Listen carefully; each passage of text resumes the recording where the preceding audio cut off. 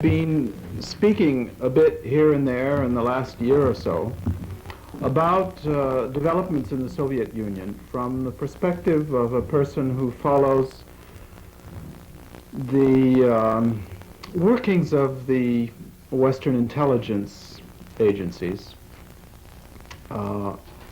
something in which I was tutored while I was working at the United Nations and was on the receiving end of quite a lot of that activity.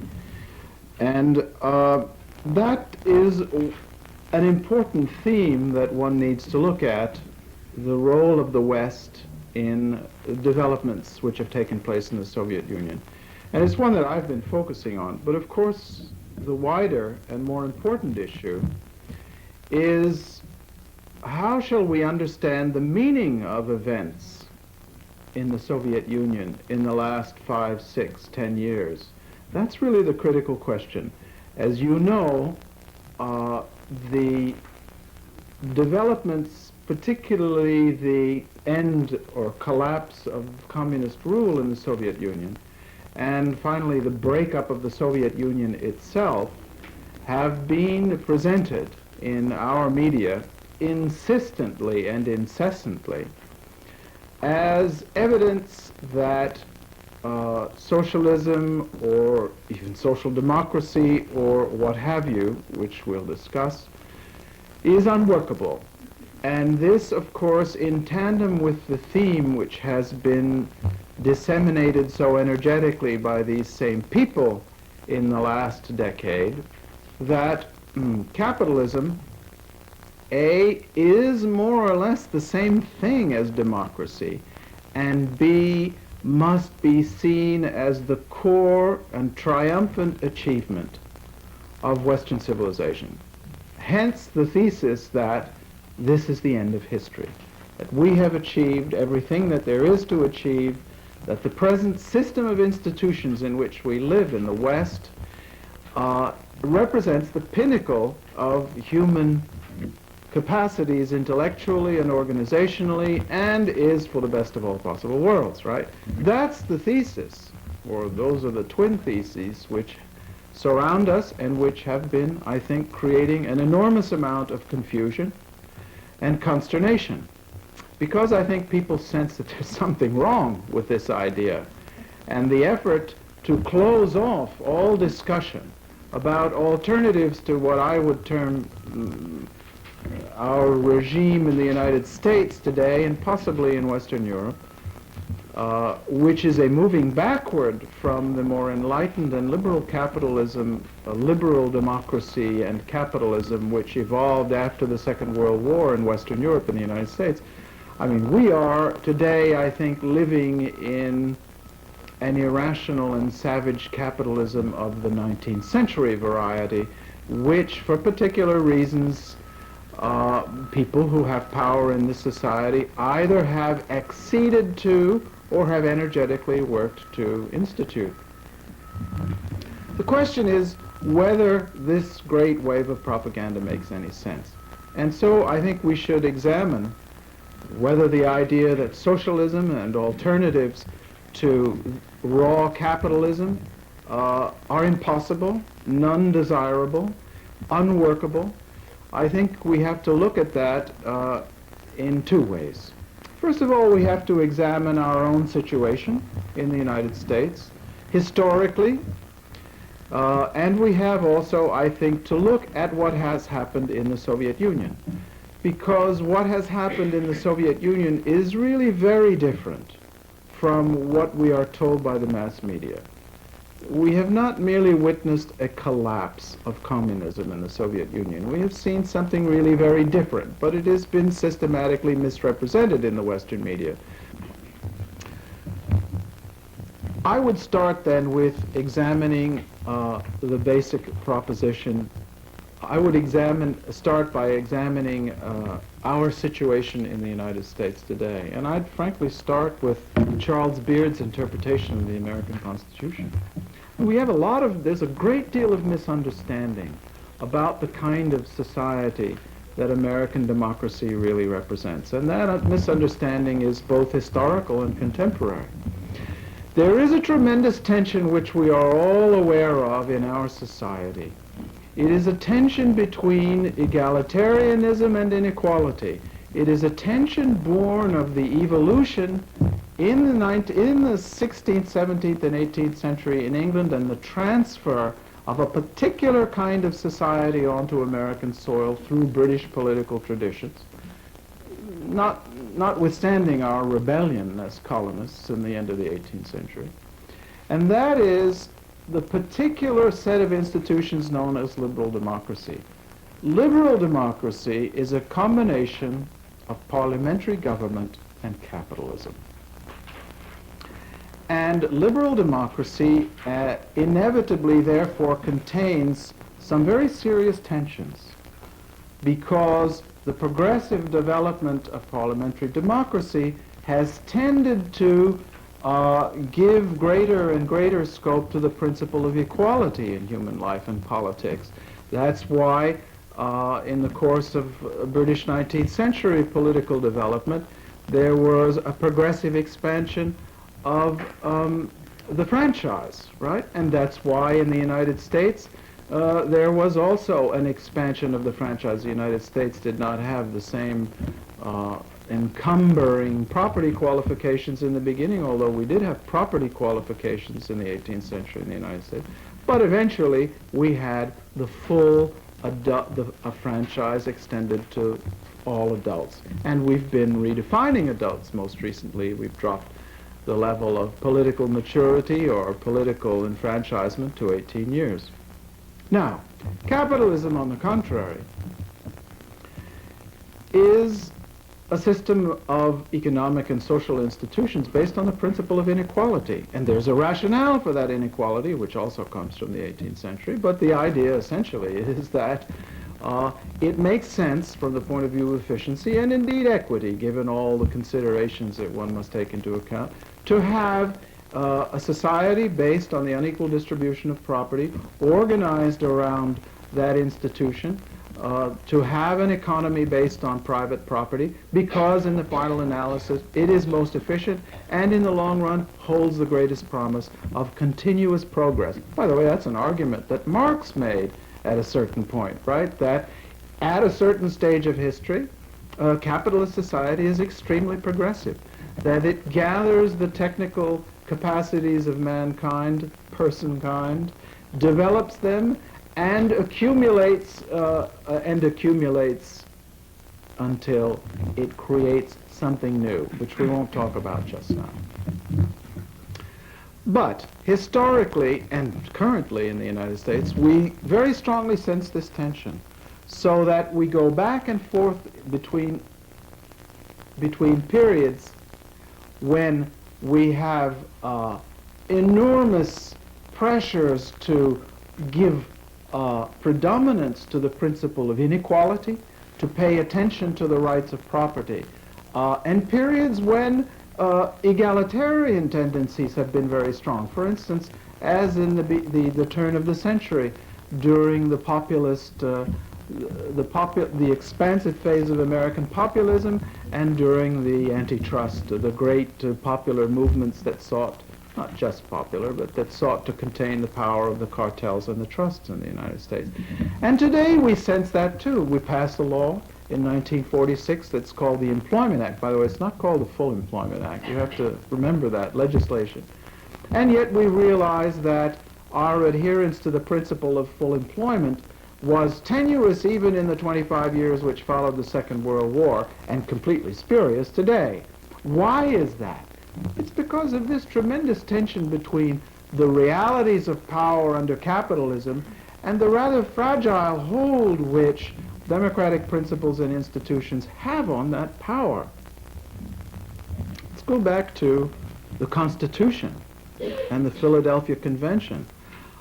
I've been rereading Beard, and I'm very impressed by his grasp of who predominates, really, in this delicate balance in liberal democracy between the principles of egalitarianism, the principles of parliamentary democracy, and the enormous concentration of power, which even then was inherent in the dominance of the institutions of private property.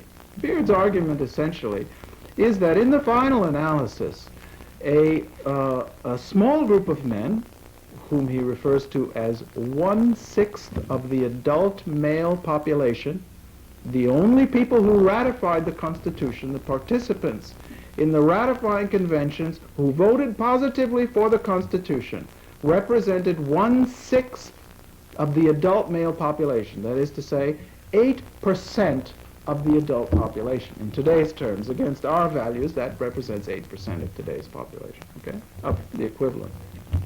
Now, what was obtained in that framing of the Constitution? What was obtained was a system of political science, a system of government, which was so structured as to ensure the dominance of private property, the power of private property, in any contention between the forces of democracy and the forces of private property, and the forces of inequality, if you like.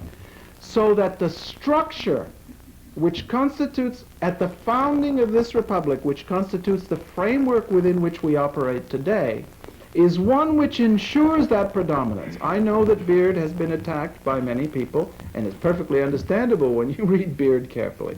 But it seems to me that today Beard becomes more illuminating. Why? I say I pay attention to the Constitution, to the Philadelphia Convention, to its ratification, to the numbers who ratified it, and to the purposes which they saw themselves as furthering by their framing and ratification of this Constitution. Because that is in the framework within which the United States experienced the most successful and untrammeled industrial revolution in the history of mankind. Untrammeled. I mean, we had a straight run of industrialization, which was the first to transform the condition of man in human society, by which I mean something very, very specific. And here I speak to things which were said by people like Keynes, by people like Schumpeter, but really ignored because they're extremely uncomfortable. The rationalization for inequality in the institution of private property in the thinking of 18th century philosophers was that property had to be shared unequally and income had to be unequal because this inequality provided incentives which would constitute a constant assurance of the drive to the expansion of production. Right? That was the rationalization. But in the 20th century, according to the economic historians and according to people like Keynes, countries like the United States and Great Britain begin to end the whole, begin to transform the historical situation within which these institutions were conceived. How? By developing such a capacity to produce that gradually more and more numbers are lifted out of anything which could be historically or comparatively called poverty.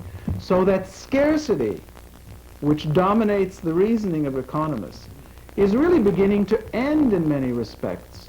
And Joseph Schumpeter was able to say, for instance, in 1928, that if economic growth continued in the United States for another 50 years, we would see, in 1978, the end of anything that could reasonably be called poverty. Now, that didn't quite happen, right? That didn't quite happen because of the enormous influence of inequality, right, in the distribution of this productive abundance. But it did transform the lives of many, many people, and it transformed everyday life and the historical condition. Look, between 1870 and 1970, the number of hours that the average American works fall. For the period between 1945 and 1970, per capita production trebles just in that period, and we already have a huge industrial base at that time. So I would argue with Galbraith, who, because he was right, was vilified and ignored by the economist profession and studiously made little of by the mass media, that indeed America began to be transformed with the success of its enormous industrial revolution by the end of the period after 1865, when the really heavy industrialization began to take place. And indeed, I would argue that the reason for the Great Depression was that the United States had lost the ability to continue to absorb everything that it could produce in an adequate way, given the institutions of the time. So, what happened then was that within this framework, which is the same framework conceived by the James Madisons and the Alexander Hamiltons to further the purposes of property and to ensure against what Madison called the leveling attacks of democracy, we have industrialization and hence the expansion of an enormous power, which is the power that controls the machinery and the resources of that productive system. That is to say, large corporations. The largest 500 corporations in the United States today, plus the largest 500 banks and the largest 50 financial corporations, control more resources than the Soviet planners ever dreamed of controlling. The control of those resources, which is made invisible by the clever workings of economists, inheres in the ability to make investment decisions. Investment decisions are the key decisions in any economic system. The power to make those decisions is the power continuously to transform and to determine the terms of everyday life amongst human beings in any society. That power is not only invisible in our system of thought, carefully hidden by the descendants of the 18th century philosophers, but it is also totally unaccountable. Now, maybe you could say, and we did say this between 1945 and 1975. Okay, this is a contradiction of democracy. This is the inheritance from the Philadelphia Convention, the Constitution and its ratification, and the dominance of this 1/6 of the male adult population in 1789. But this system is so productive that we can alleviate the resulting social and political tensions by raising the standard of living of ordinary folks. And that was the whole philosophy of the sophisticated American leadership in the first generation after the Second World War. That was the philosophy of the Rockefellers when they talked about the new enlightened capitalism of the 20th century. Capitalism could deliver the goods, and hence people would be content despite the fact that the realities of power born at the end of the 18th century and essentially enhanced by the enormous accumulation of power represented by industrialization and the growth of large corporations and their concentrated power in the economy, we could live with that because the United States economy was so productive, right? Now, that's our history and the tremendous tension of our situation today as contrasted to the post-war period. Because one thing is very clear today, that for 20 years in the United States, this system has not been working. There has been a systematic retreat from full employment, high wages, advancing standards of living, security in one's job, and the advance of the welfare state. We have systematically been retreating from those things, so that we have higher and higher official and real unemployment, which of course is about double official unemployment. Again, the statisticians work very hard to hide the realities of life. Between 1977 and 1992, according to the Congressional Budget Office, 70% of American families have seen their after-tax income fall. 70%. In the lower ranges of the income distribution, those falls are quite sharp. Purchasing power falls by 20.8% for the poorest fifth, by something like 12% for the next fifth, by something like 11% for the third fifth, and by smaller amounts for those in the middle of the income distribution system. Okay? So I would say that that represents, and people are increasingly becoming aware, a collapse of the American standard of living. And this collapse of the American standard of living is related to a gradual economic decline which is causing the post-war system, as we have known it in the United States between 45 and 70, to begin to disintegrate, right? And I think this is the reality of what is happening. So that today, even according to Wall Street forecasters like the Levy's attached to Bard College up here in the county, we are facing what they call a contained depression, which may be worse than the kind of depression we saw in the 1930s, because the stabilizing role of the government makes it possible not to avoid some of the awful horrors that occurred in the Depression, but to diminish them to a degree which makes them almost invisible, right? So we have a very tense situation. I ask you to reflect that when we confront the enormous economic difficulties from which there follow all kinds of social problems in our society today, which we face, that these are connected to, and if you like, made possible by, the arrangements conceived by James Madison and Alexander Hamilton.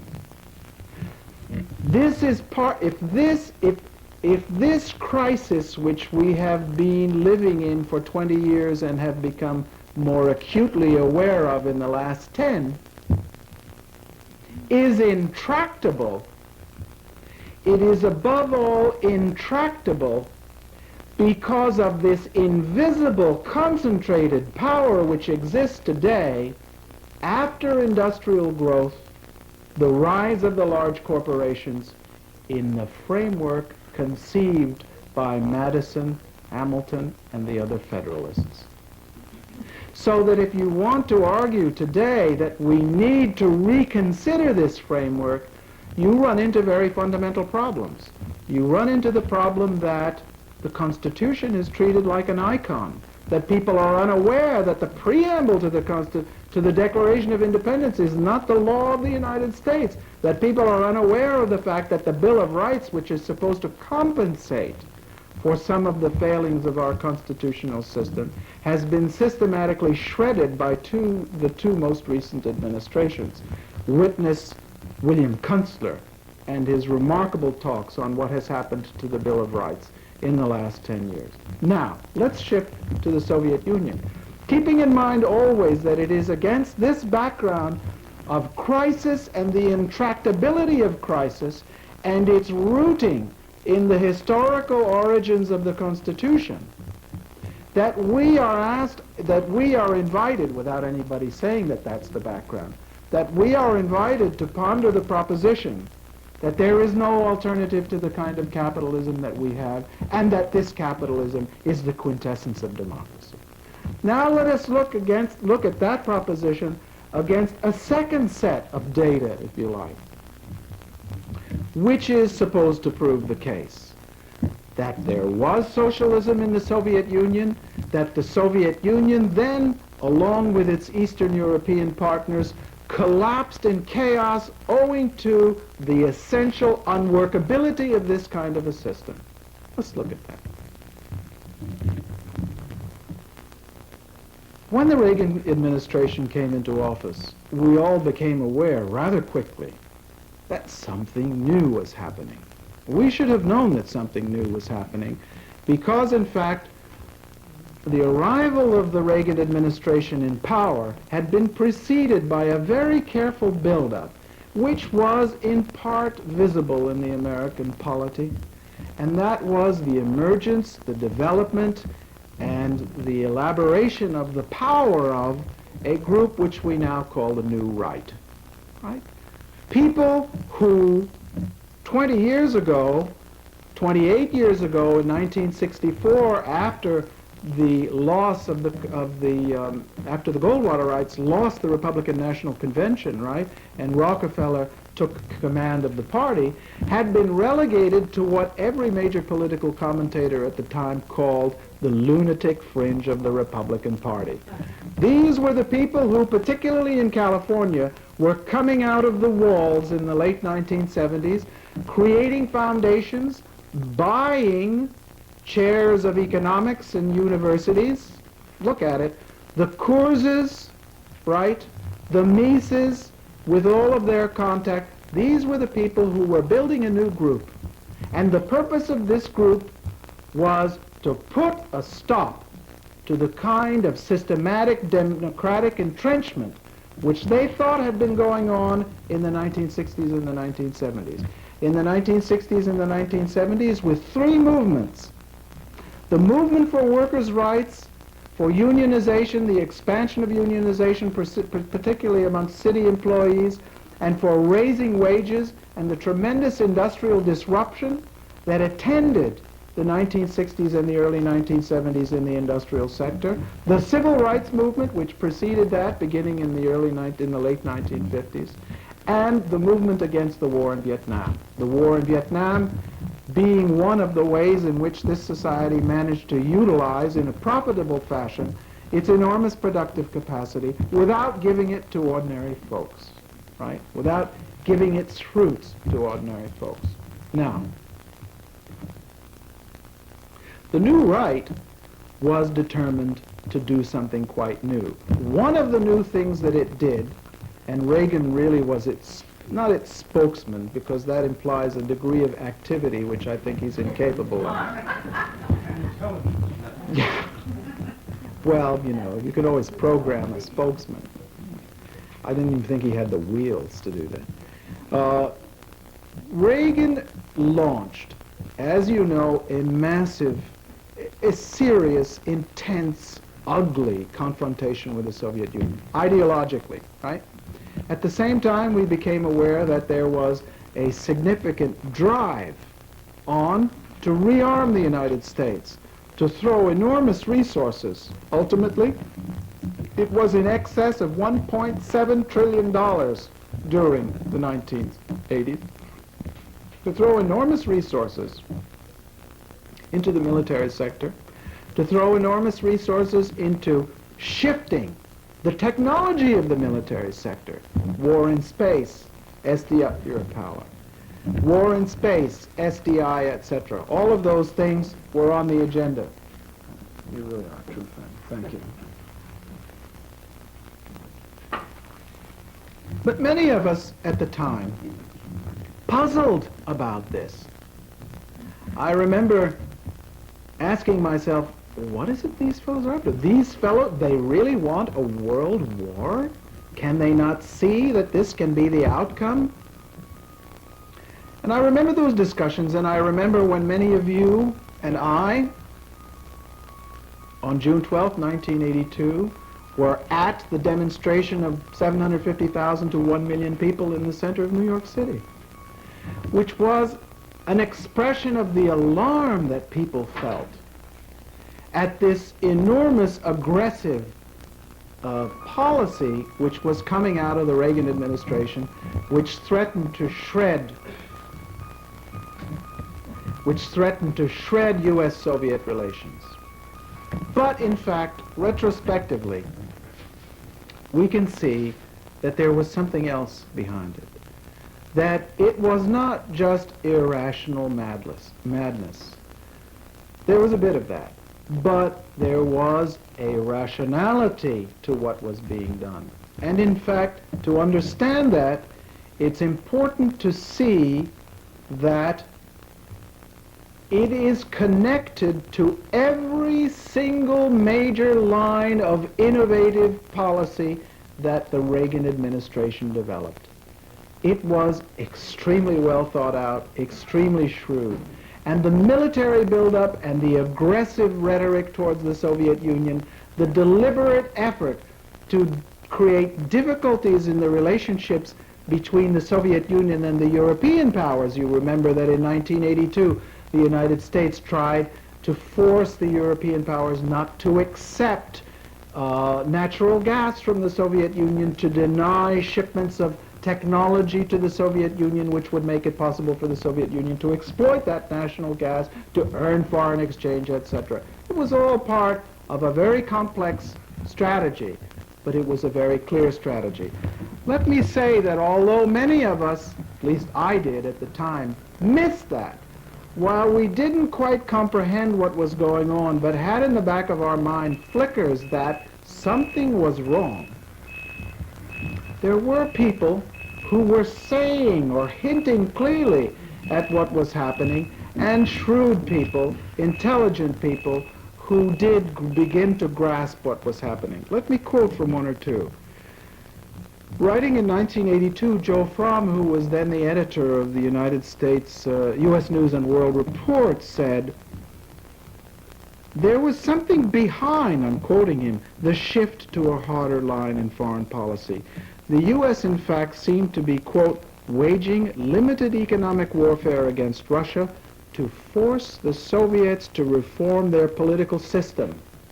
That's that's a nice journalist, a reasonably liberal journalist at U.S. News and World Report. But Joe then quoted a State Department official saying, actually, National Security Council, quote, "The Soviet Union is in deep, deep economic and financial trouble.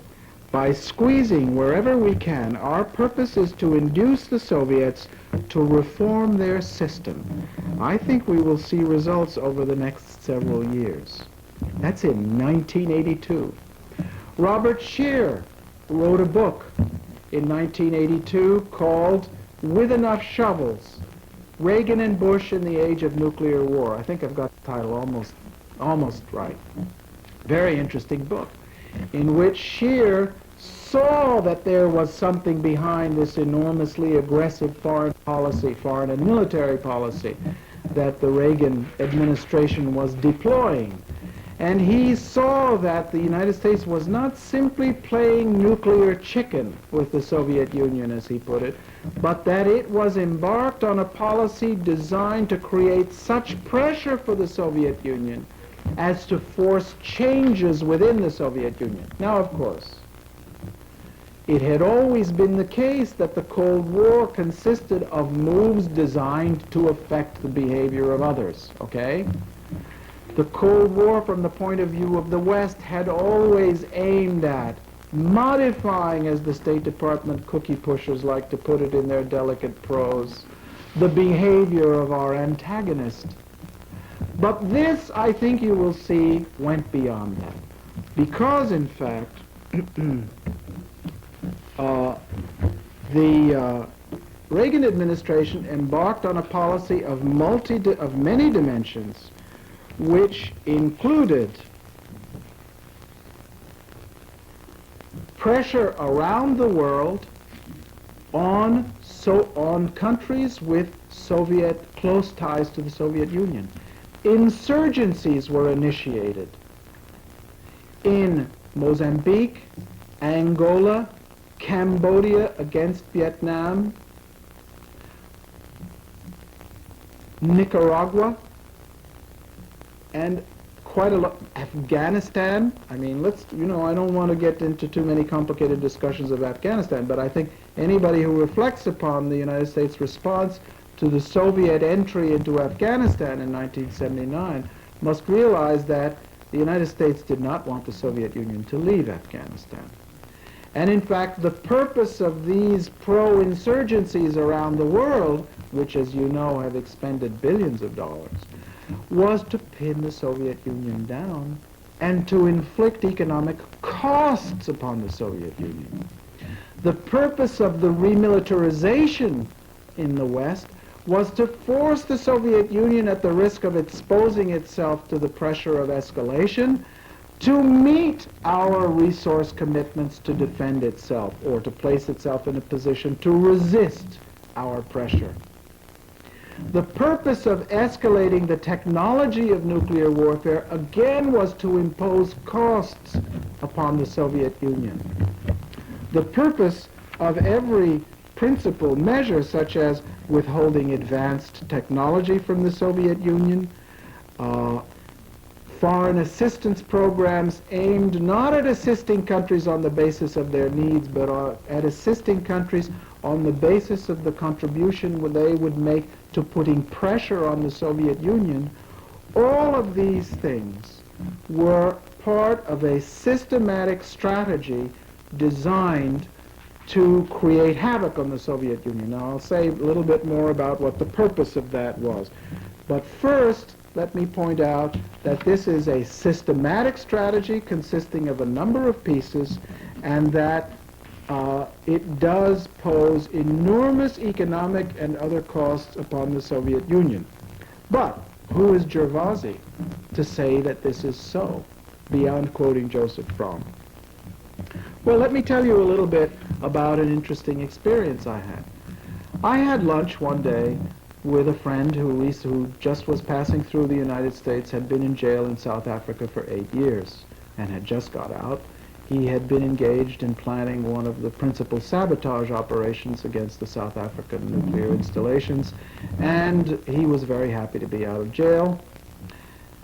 And we sat at lunch, and he said to me, we talked about many things, mostly about Africa, which he and I had worked on together. And he said to me, what's going on in the Soviet Union? And I said to him, well, you know, I really can't figure this out. I can't figure out what's going on. He said, it seems to me that the Soviet Union is being destabilized. My goodness, says I to myself quietly. The thought had never passed my mind. But when my friend Christie said this, I thought, I should look into this. And I did. And the first thing I found was, I spent a little bit of time on the computer and some things came up and I said, that looks very interesting. Within a very short time, I had discovered reams of material being generated in the end of the 70s and the early 80s by organizations like the RAND Corporation. You know what the RAND Corporation is. It's an Air Force CIA contracting agency in Southern California, very large, very powerful, very influential in the so-called defense intellectual community, military-industrial complex, and in Washington, okay? People go back and forth from the CIA, from the DIA, from the State Department to the RAND Corporation. And what were the chaps at the RAND Corporation doing? Well, they were producing very interesting studies with titles like Economic Factors Affecting Soviet Foreign and Defense Policy, a summary outline. The Costs of the Soviet Empire, Sitting on Bayonets, the Soviet Defense Burden and Moscow's Economic Dilemma, the Burden of Soviet Defense, Exploiting Fault Lines in the Soviet Empire, Economic Relations with the USSR. Anyway, I started reading this stuff. First of all, I started collecting it, and I started reading this stuff. And I found out something very interesting, that these fellows at the end of the 70s and the beginning of the 80s were clearly fashioning a plan which we began to see the pieces of in the emerging parts of foreign and military policy, foreign military and economic policy under the Reagan administration. And the basic reasoning of this plan, I'll give it to you, is as follows. The Soviet Union was in a dual crisis. They knew what was going on in the Soviet Union. Economic growth in the Soviet Union had begun to slow down. It had been very rapid, by the way, in the period 1960, 1950 to the early 1970s. I mean, between 60 and 84, per capita income, per capita production in the Soviet Union trebled, okay, so it wasn't slow. That was 4 or 5% rate of growth, very rapid for considering that we're growing at about 1.5, which is about, by the way, equivalent to the rate of growth on average during the decade of the 1930s in the United States. Now, what I found out was that they also understood there was a leadership crisis in the Soviet Union. The old line of principal Soviet leaders, born in the early stages of Soviet redevelopment after the revolution, formed in the Second World War, that leadership was dying out, as we all knew.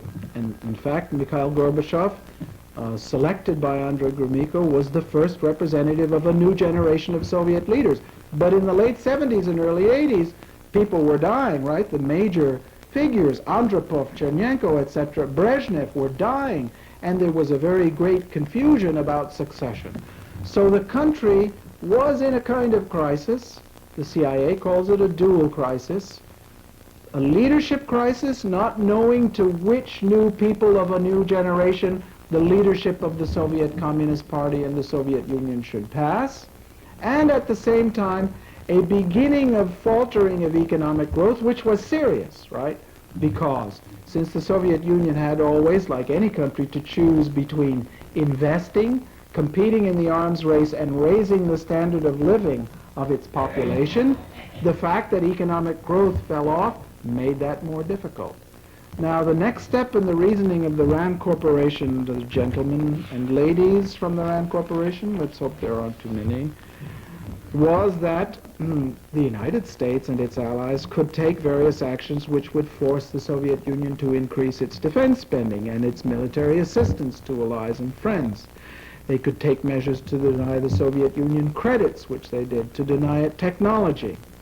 They could also take measures which would reduce the overall volume of resources available to the Soviet Union and hold back the growth of productivity, which would exacerbate their problems, or force them to shift resources from consumers to investment. And that all of these effects would aggravate, to quote them, the difficulties confronting the Soviet leadership in a stagnant economy. So, a combination of these measures to impose costs on the Soviet Union could be expected to lead to a fall in investment and or living standards. And such measures, consequently, might generate pressures within the Soviet Union for withdrawing from the world stage and for political reform. So the purpose of this operation, which we'll try to define more clearly in a moment, was to impose in a variety of ways enormous costs on the Soviet Union or to reduce the resources available to them in such a way as to exacerbate their economic difficulties. Let me quote from Abraham Becker, one of the shrewder Rand analysts. Thus, the Reagan administration sees Soviet economic troubles as an opportunity to complicate further their resource allocation difficulties, dilemma, in the hope that additional pressures would result in a reallocation of resources away from defense, or would push the economy in the directions of economic and political reform. The purpose of this new, aggressive, multidimensional strategy was to force reform upon the Soviet Union. But what was that reform to be? A later chapter. Now, it's one thing to say that these plans exist, and I'll talk about other plans, for instance.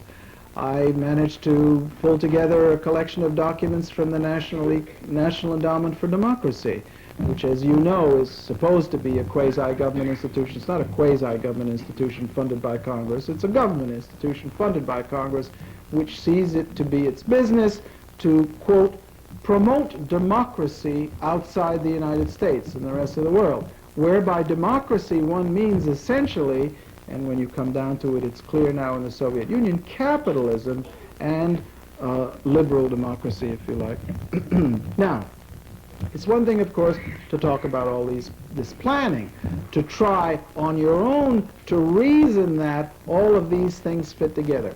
But in fact, we began to get official indications and documentation as early as the spring of 1982 that the government had signed on to this strategy, that this was not the wild thinking of a few eager folks in a few think tanks, that it was policy, and that it was policy which the American public knew very little of, did not understand the purposes and consequences of, but would nonetheless be required to pay for to the tune of several $trillion, which did indeed help to create the situation in which we presently find ourselves at home, locked in the Philadelphia Convention.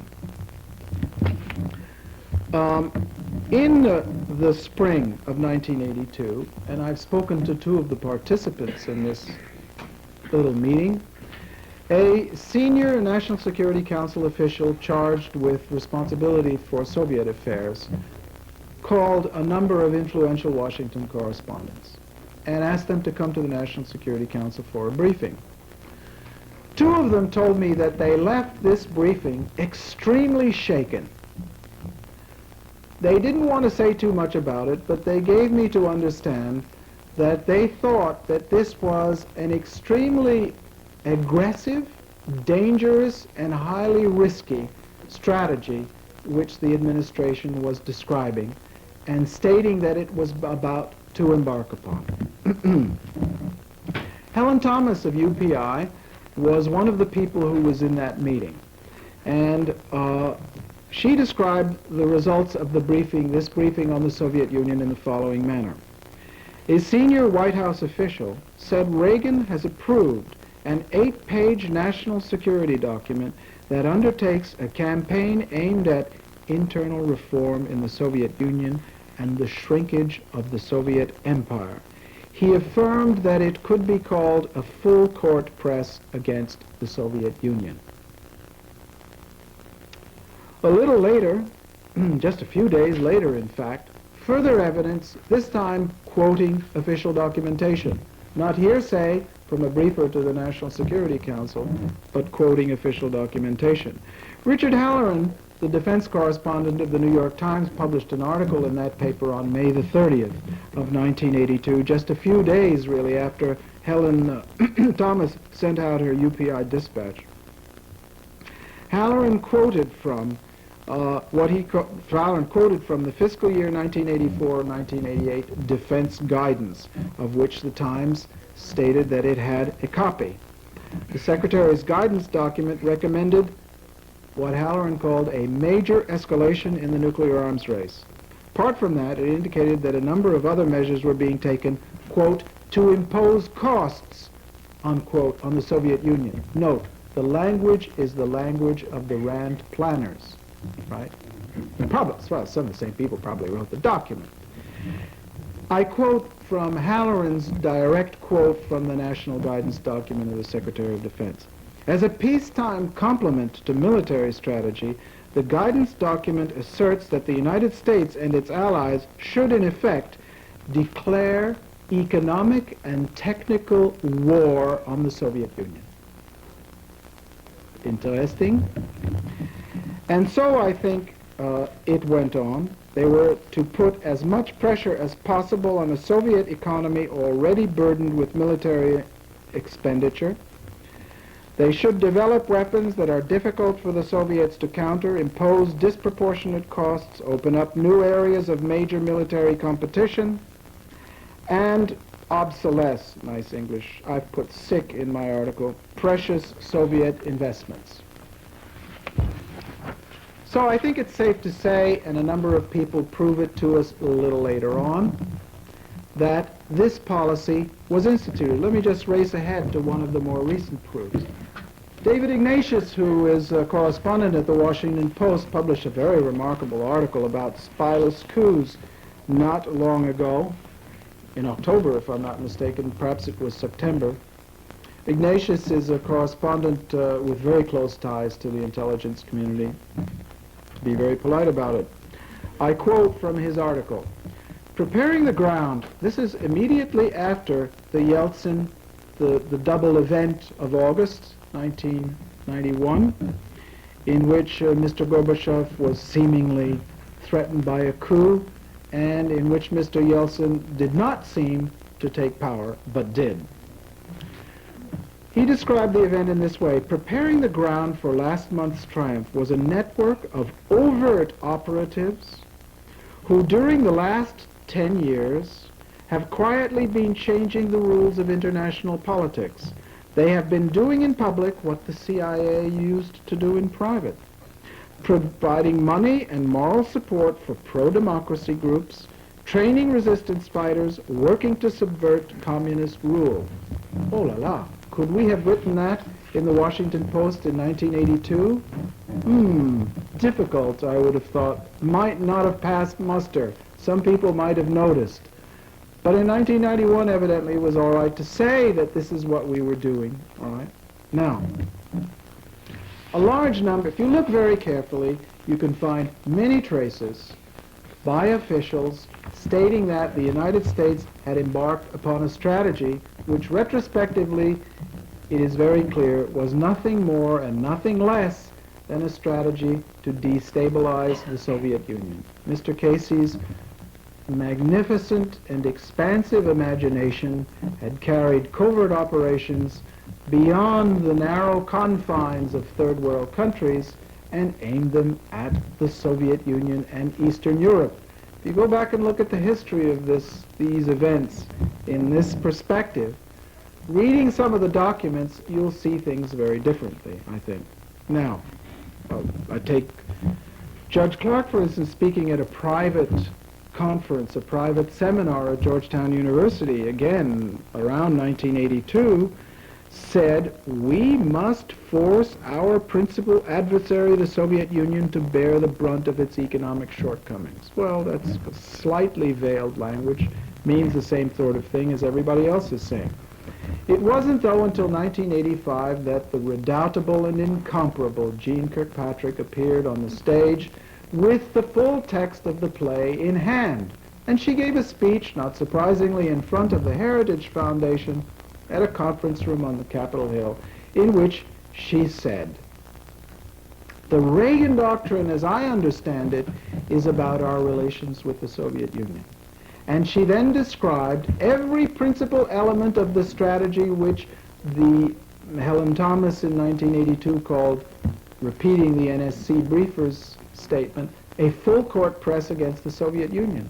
If you read her speech to the Heritage Foundation, which everybody should read because it was 1985, she was saying that the United States is bent upon a strategy aimed at overthrowing the Soviet Union through internal and external pressures. She principally described the external pressure. I want to say a little bit about the debate over the internal pressure.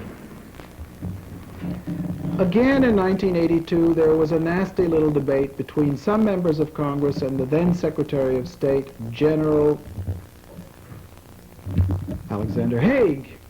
And Mr. Haig was very anxious that the United States should embark upon the program which Ronald Reagan was going to describe before the British Parliament in June 1982, at just about the time most of us were going to be in the streets of New York to protest some of the things that he was doing.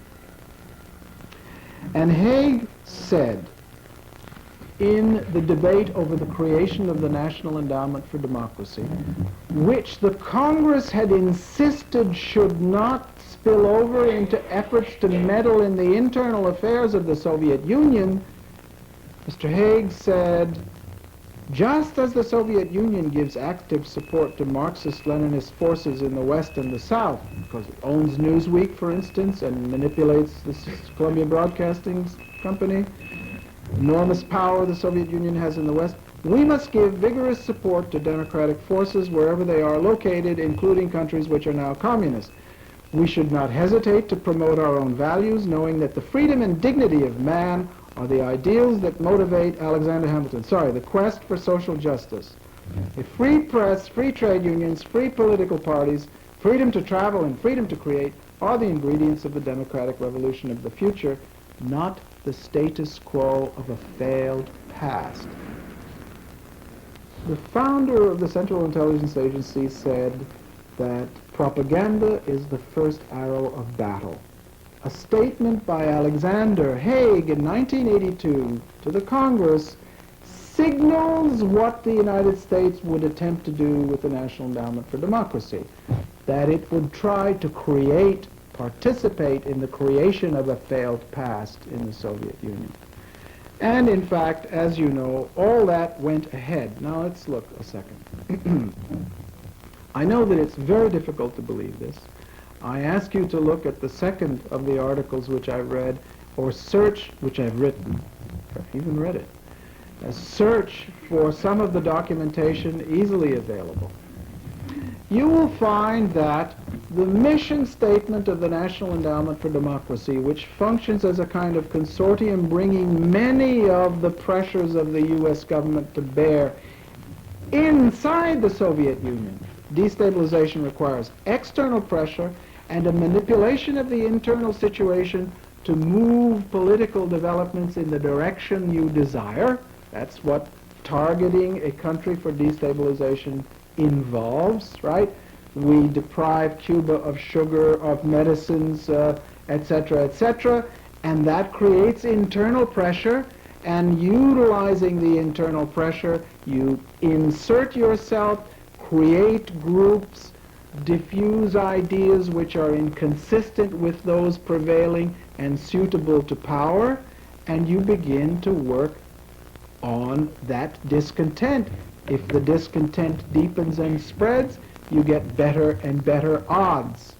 And because the Soviet Union was already in a kind of crisis, which, as Abraham Becker said, the United States then systematically sought to intensify and exacerbate, the National Endowment for Democracy and literally dozens and dozens and dozens of pseudo-private foundations, which I'll talk about in a second, went into the Soviet Union under the new umbrella of glasnost, created academic presses, created newspapers, created radio stations, and began to mobilize and to work upon the natural dissent and discontent that existed in the Soviet Union, not only because of the historical past, but also because of the difficulties of the present as exacerbated by the United States and its Western partners.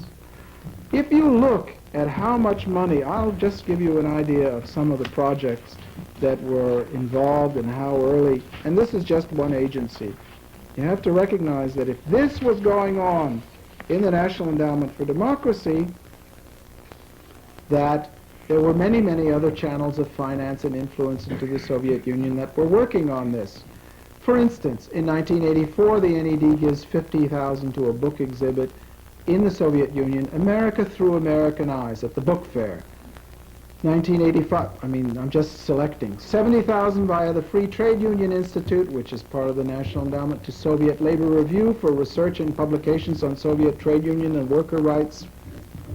1986, $84,000 to Freedom House to expand the operations of 2 Russian language journals published in the U.S. and distributed in the higher levels of the Soviet bureaucracy and intelligentsia. Already an arresting description, right?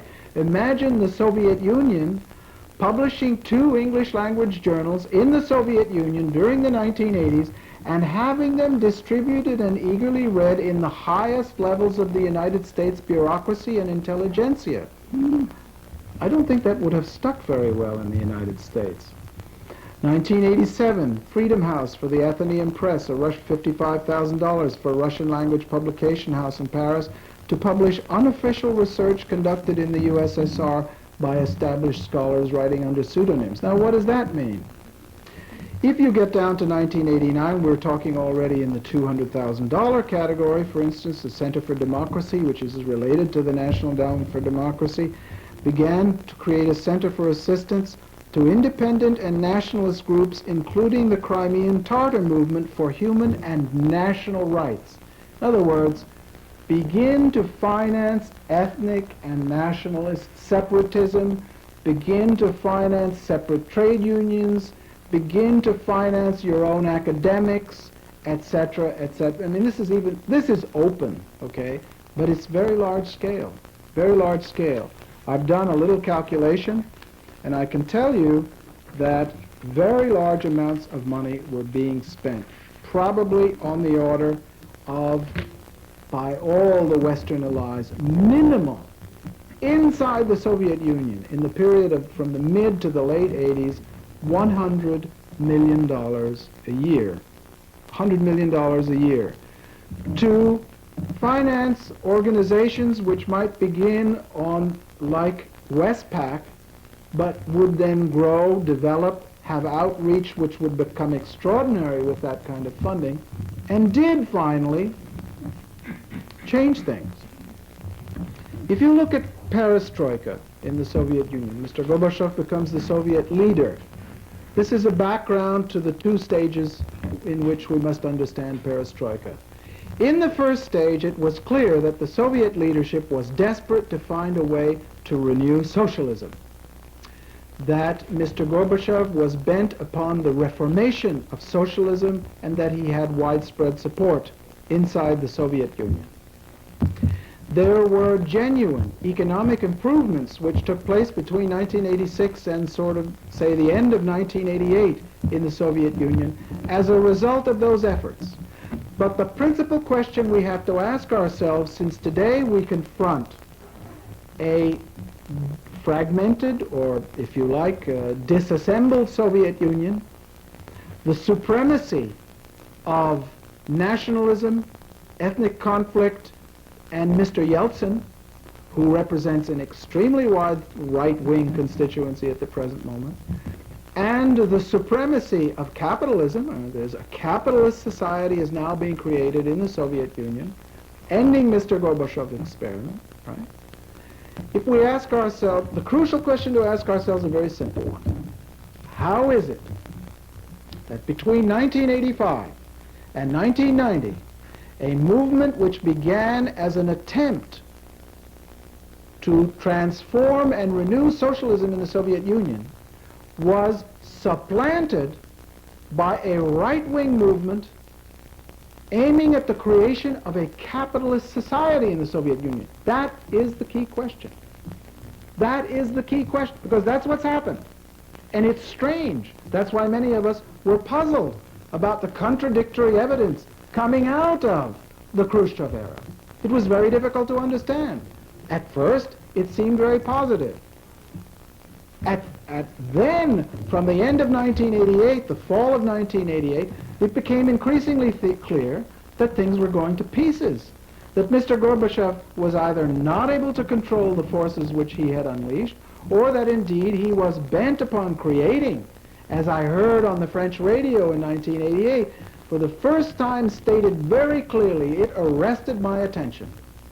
The purpose, said Mr. Aganbegyan on the radio, in his not bad French, was to create a regulated market economy.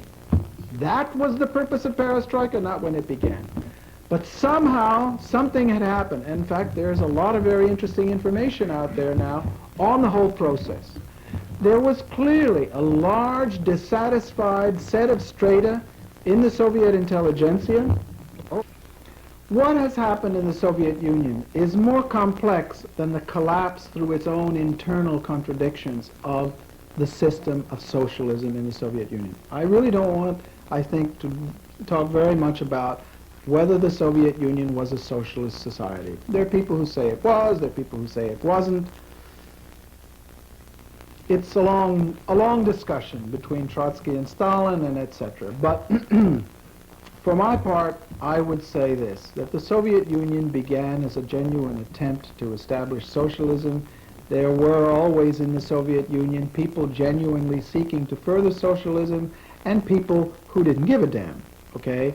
On balance, the thing we have to ask ourselves is whether the existence of the Soviet Union as an apparently perceived socialist society was a positive thing in the world equation at this particular time of history. I, on balance, having spent years in the United Nations, seeing that under the attacks of the Western countries, which in many cases were very ugly, most of the third world countries which emerged in the late 50s and 60s and early 70s were really only barely saved by the few sources of support which they got in the socialist world. And when the Soviet Union went down, they went down too. I mean, Angola, Mozambique, Nicaragua, etc.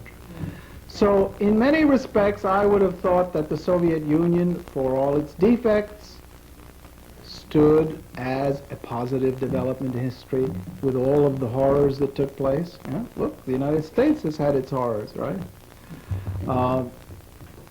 The question is this: did the Soviet Union collapse because socialism is unworkable, central planning doesn't work? No, it didn't. There was a crisis in the Soviet Union. I would argue that in the absence of the kind of pressure, it's very difficult to weigh the balance. How important were the internal forces? How important were the difficulties experienced internally? And how important was the external pressure and the externally intervening force? How important were... That balance is very difficult to get. We'd have to read through a lot of intelligence to understand that, to begin to get a grasp of things. But that's our duty as people who are living history, who seek to understand history. We have to try to do that. And my basic conclusion still at this moment is this. The Soviet Union today, in the absence of this extraordinarily crafty, well thought out, extremely costly strategy deployed by the Reagan administration, would be a society struggling through great difficulties. It would still be a socialist society, at least of the kind that it was. It would be far from perfect, but it would still be there.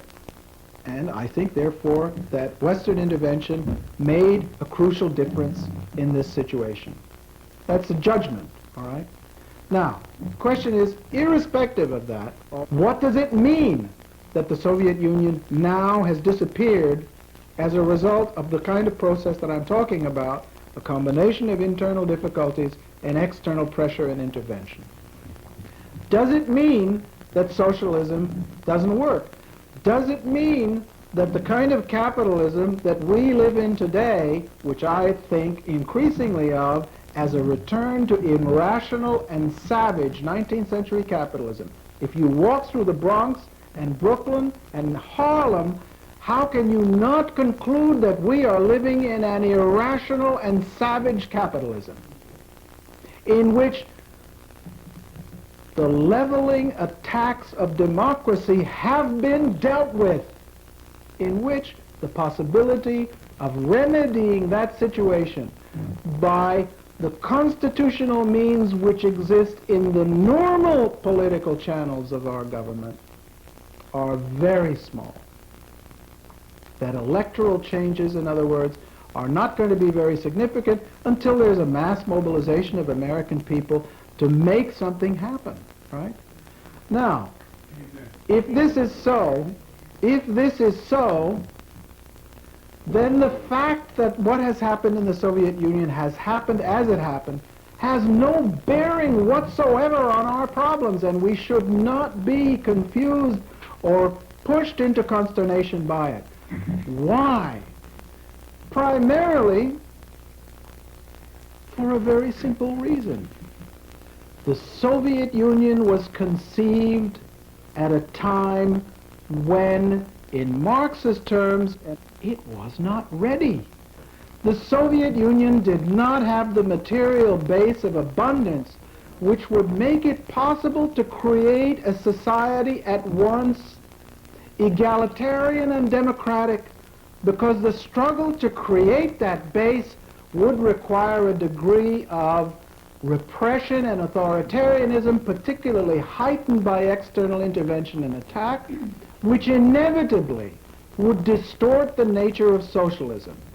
I sympathize with Isaac Dorcher, but I think it's too simple when he says socialism in a backward country is backward socialism. But the critical fact for us is this. The Soviet Union was a society conceived as a socialist society prior to the creation of the economic base which would permit the creation of a socialist society with ease. We live in a society whose capacity to produce, whose potential abundance is so great that that the inability to make use of it is literally tearing this society apart. We live in a society which is ready.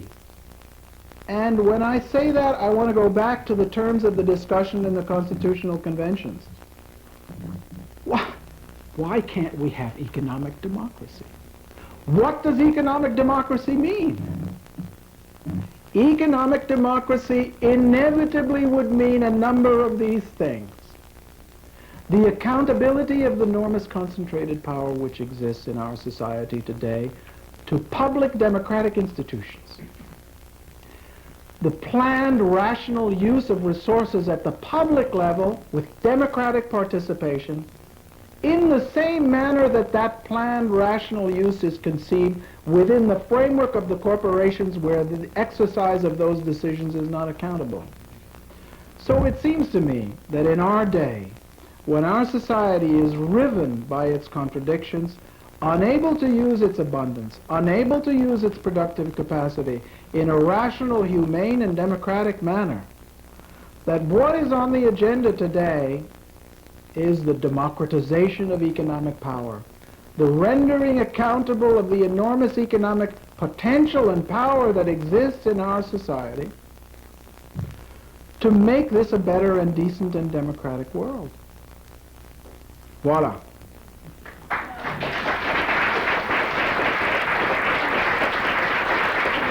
Well, dear friends, first of all, we have to have this serious debate because the real terms of the debate are rendered invisible by the absurd rhetoric and the absurd in which we speak about ourselves and by the mass media, whose power and determination is to keep the real terms of the debate invisible.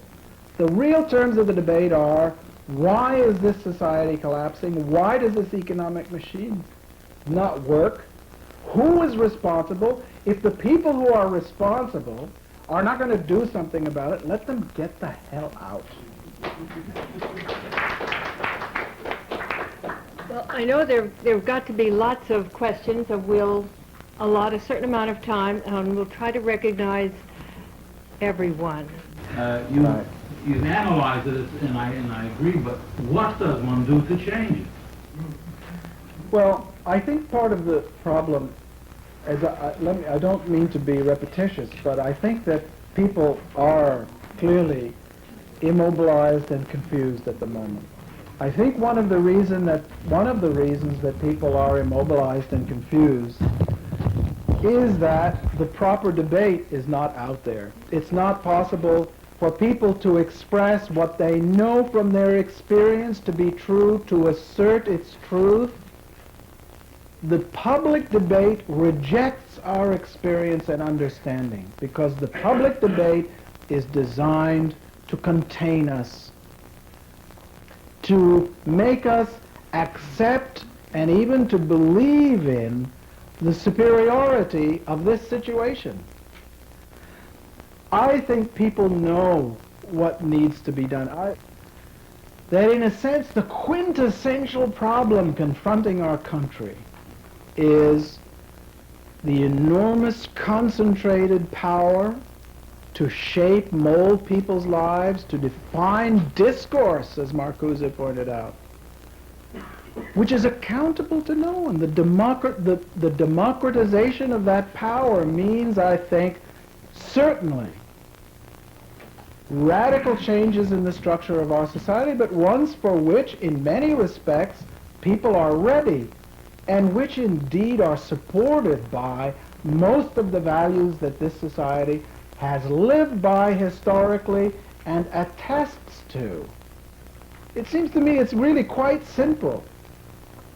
We don't have democracy in the sense in which we normally understand ourselves to have democracy, in which people often speak of us as having. We don't have that. Why do we not have it? Because of this eternal and now much more intense tension that existed from the beginning between property and democracy, between popular majorities, as the Federalists called them disdainingly, and the rights of property. This now has become an enormous incubus on American society. We have enormous concentrated power for which nobody is accountable. And this is not acceptable. Roger and Me is a reflection of a sensitivity that says, yeah, we got to talk about this, Roger. You're responsible for this. So I really think how not knowing these things, not changing the discourse of our lives and the discourse in the public arena, coming to agreements amongst one another by hard work, by hard discussion. How can we, it's true, it is at first a philosopher's, and by the way, I don't think this can be done in the absence of action. That is to say, in a haltingly naive phase of my recent existence, I tried to convince some people in the Congress that we were headed into a really horrible situation, and they didn't want to know. They don't want to believe what is uncomfortable for them to believe. So my decision was that you have to go into the trenches, that you have to work on projects that are going to materialize these ideas, that you have to work against plant closings, that you have to work for measures that alleviate the social burdens that exist in a city like New York, that you have to work for things while articulating these ideas, because it's only, it seems to me, in the combination of action and debate of ideas that people will begin to understand the relevance and the necessity of a new discussion, of a new You can't have, in that sense I cede your point, you can't have a drawing room discussion which will prevail. Won't. Certainly the people of the National Endowment for Democracy believe that. They don't just sit back and spend millions of dollars on printing books and making radio tapes and television shows. No. They created new political institutions. They then created new political parties, financing people like Arkady Murashov, the interregional group in the Moscow in the Soviet Parliament until recently. Of course, it exists no more. The interregional group was the group of pseudo-democrats, pro-capitalists, speaking in many respects for the interests represented in the agglomeration of black market operations in the Soviet Union. Arkady Murashov was systematically cosseted, financed, and trained by an organization in Washington very closely tied to certain agencies whose names we don't want to pronounce in the present circumstances. Murashov was a liaison man between Washington and Yeltsin. The National Endowment for Democracy gave $40,000 just for the faxes and the printing machines and the telephones in the Initiatives Foundation, which was the organization that the interregional group used to put out its messages, get itself organized, make contacts, etc. The United States was financing that operation. Arkady Murashov is now the chief of police of the city of Moscow. Ho, ho, ho. Heavy stuff. Heavy stuff. I mean, really, it's incredibly dramatic and incredible stuff. We mustn't go on in this vein because there are questions to be answered. Yes, yes. Are you the second? Yes, I am. she is. You said, according to Marxism, that Russia wasn't ready for socialism. Does that mean that everywhere, in your mind, does that mean you think every backward country has to go through this period of savage capitalism before they become so-called I don't ready? believe that now. Or is there another way of reaching that? Of course, they've done it on a more social way. I want one more, I think. You know, I sort of felt that Bush liked Gorbachev, or the most of us liked Gorbachev. We're sorry to see him go down. Was I wrong in thinking that way? Was Gorbachev very foolish? Was he taken for a ride in those years between 85 and 86? These are the great mysteries. There, as you know, there are different theories about that. One of them is that Gorbachev was a mole. A mole. That Gorbachev was a deep cover Western intelligence agent. I believe that's exaggerated. I believe that's, off the wall. But I do believe that you have to there's an element here that's important to understand. There was in the Soviet Union, as a result of the very success of the industrialization of the Soviet Union, an enormous, large, alienated set of strata amongst the educated population, because the Soviet elite absorbed people at a very small rate. It didn't reach out to large numbers of people. They were educating enormous numbers of people, okay? Professionals, scientific workers, managers, right? And these people were mostly urban people. They were the fruit, in many respects, of industrialization. At the same time, being urban people, they found themselves trapped in the most difficult conditions in the Soviet Union, because in its industrialization, the Soviet Union really ignored a lot of found itself in many respects in similar situations in the United States, where the decay of urban areas, the lack of equipment, the lack of infrastructure, the lack of adequate facilities for health, for education, etc., became a real problem. They didn't have the resources to industrialize, to raise the standard of living in the less, in the really poor republics of the Soviet Union, and to deal with the urban problem, as we call it in the United States. So these people were, imagine, all educated people earning educated and looking upon themselves as deserving at least of the advantages and prerogatives of their Western counterparts, living in the equivalent of New York City, but earning the wages of a skilled worker. They didn't like it. They felt shut out. And they were angry. And it's those people that where the neoliberals were recruiting. Not just the American neoliberals, but their own neoliberals. There were neoliberals in the Soviet Union. There were reactionary people in the Soviet Union. This Zaslavskaya operation out in Siberia, the so-called sociological think tank. There are people who, I don't know why, perhaps when you become very isolated from the world and separated from reality, you conjure up the most amazing dreams in your mind. I think Marx called it idealism. In any case, these people were very much Western idealists. And they came, frankly, into Moscow and Leningrad fervent believers in the need to embrace Western institutions. Because of their frustration, because of their understanding of their own past, whether it was distorted or not, it's not for me to say, but because of the way they viewed and felt about their past, because of their own personal frustration, because of the problems which were very real that they saw experienced by the Soviet leadership, the Soviet economy and society, they were alienated. And that's where there was recruitment. When economic growth slowed down, it made it much worse, and it spread the basin of recruitment very effectively.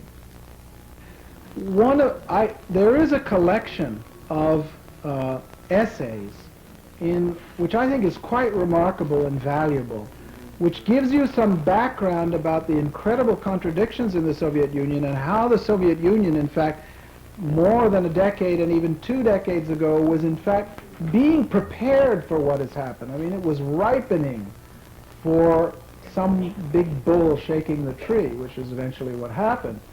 And that's the collection that the Monthly Review has published recently, after the fall, something like that, after the fall of the Soviet Union. It's a very valuable collection of essays on the Soviet Union, or whatever it is after communism, right? Very useful stuff. Yes? I'm sorry. Forgive me. About third world countries. That's a really hard question. It's a really hard question.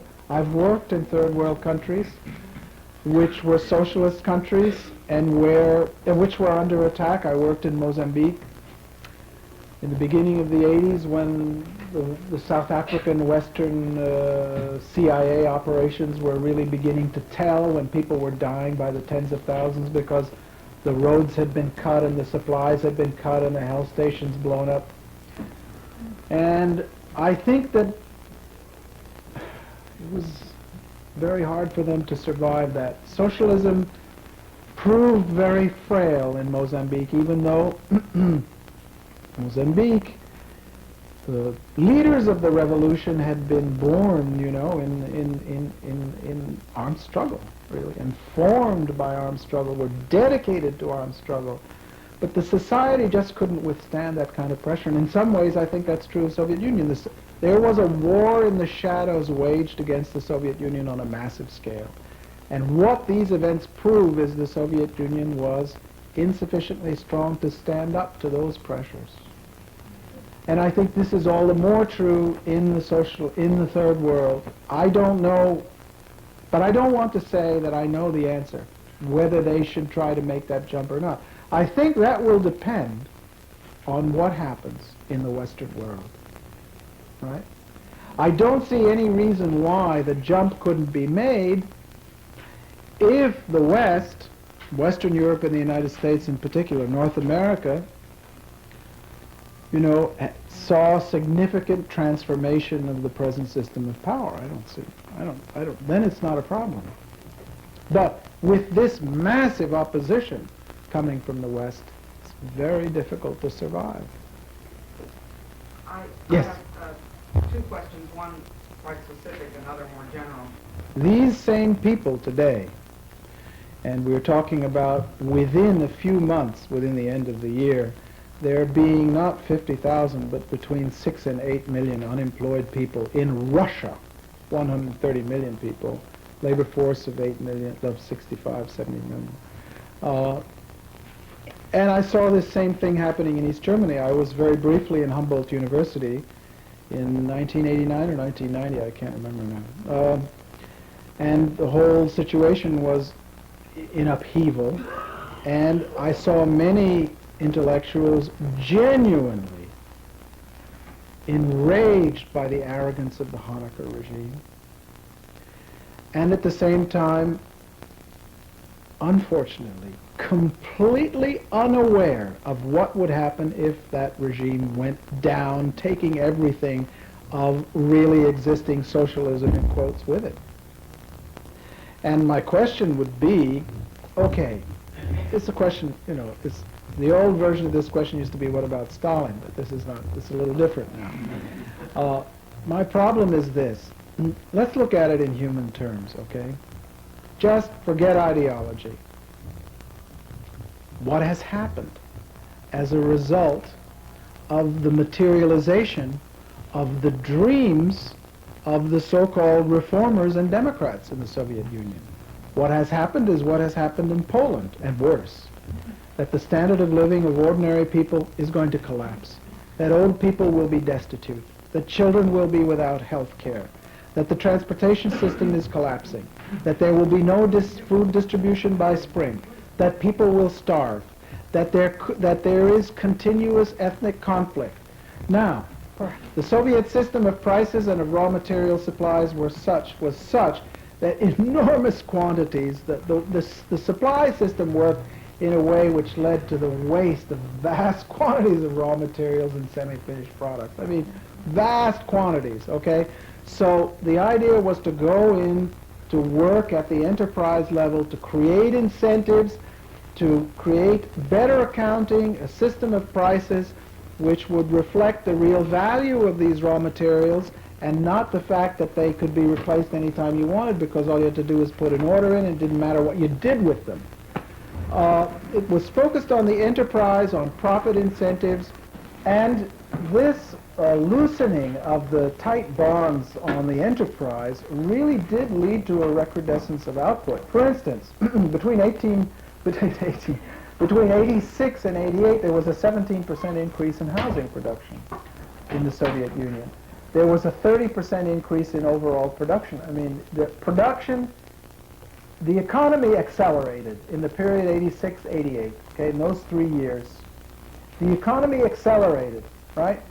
But as I said, there were two stages of perestroika. There was a stage of perestroika where the effects were quite beneficial, where it was clear that perestroika and glasnost were aiming to energize and develop and free and move forward the Soviet Union. As a friend of mine said, the only way to ensure the social development of the Soviet Union is to undertake these reforms, okay? But there was another stage, a second stage beginning in late 88 to obviously the end of 91, where the forces that were unleashed utilized the reform program to destroy socialism, clearly to destroy socialism. And Mr. Gorbachev was either helpless before that or a willing apprentice of that process. I could not pretend to pronounce which of those was the case. It's very difficult to say. On the other hand, I really don't know how anybody in his right mind could have conceived of the notion that the way forward to the Soviet Union, and this was the quintessential statement of perestroika by the principal Soviet leaders in the mid-80s, the way forward for the Soviet Union was to integrate the Soviet Union into the world economy. I mean, to an economist with any degree of sophistication and critical approach, that is sheer, unadulterated madness.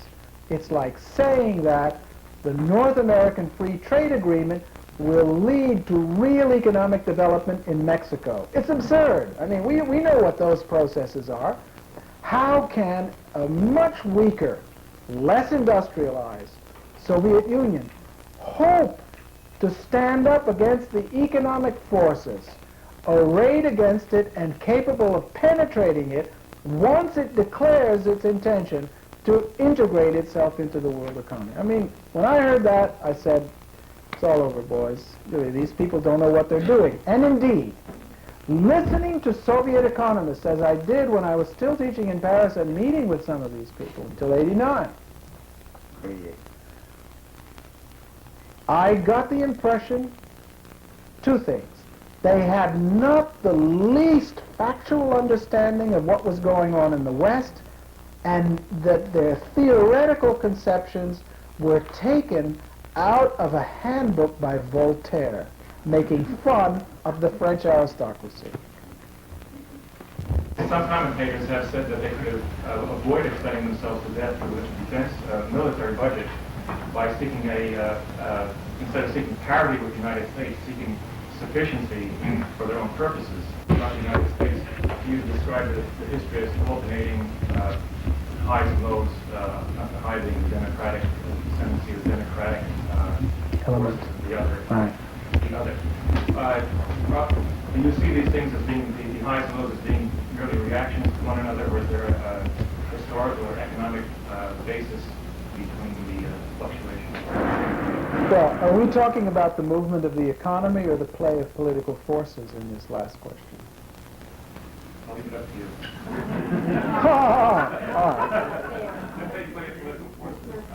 Rather, your question really is, how in American history is the play of political forces which change